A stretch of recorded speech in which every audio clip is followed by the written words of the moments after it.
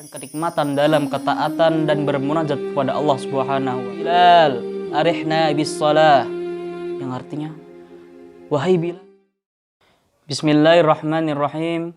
Assalamualaikum warahmatullahi wabarakatuh. Alhamdulillahi rabbil alamin. Wassalatu wassalamu ala ashrafil anbiya'i wal mursalin Muhammadin sallallahu alaihi wasallam wa ala alihi wa sahbihi wa man tabi'ahum bi ihsanin ila yaumiddin. Amma ba'd. Teman-teman yang dirahmati oleh Allah Subhanahu wa taala, ibadah merupakan jembatan penghubung antara Rabb dengan hambanya.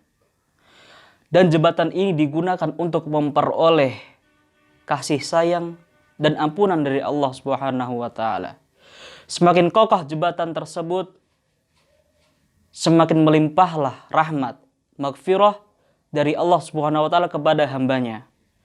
Oleh karena itu, seharusnya kita memelihara dan memupuk semangat dalam ibadah kita. Tak lain supaya ibadah yang kita lakukan mencapai kenikmatan tertinggi yang tiada tara. Orang yang merasakan nikmatnya iman bisa merasakan kenikmatan dalam ketaatan dan bermunajat kepada Allah Subhanahu wa taala. Jadi, wajar jika Rasulullah sallallahu alaihi wasallam menunggu waktu datangnya beribadah sebagaimana orang yang kehausan menunggu air untuk mendatanginya.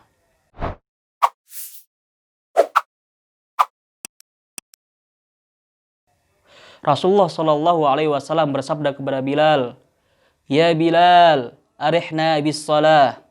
Yang artinya, wahai Bilal, hiburlah kami dengan salat. Dan beliau juga bersabda di hadis yang lain, dan jadikan salat sebagai penyejuk hati. Ada berbagai cara untuk memupuk semangat dalam beribadah. Antara lain adalah yang pertama, tetap dalam keikhlasan. Hatinya hanya tertuju kepada Allah Subhanahu wa taala, tidak terkontaminasi dengan kesombongan, riya, iri dan dengki. Dan yang kedua adalah selalu bermujahadah dalam beramal. Allah Subhanahu wa taala berfirman, "Walladzina jahadu fina lanahdiyannahum subulana."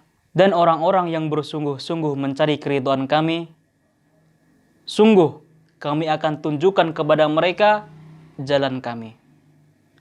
Dan yang ketiga dan terakhir adalah selalu introspeksi diri atau selalu mawas diri.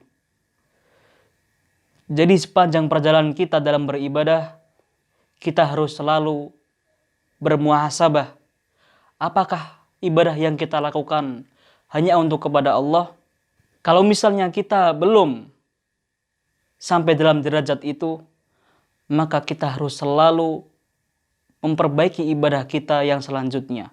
Tidak selalu terjerumus dalam lubang yang sama.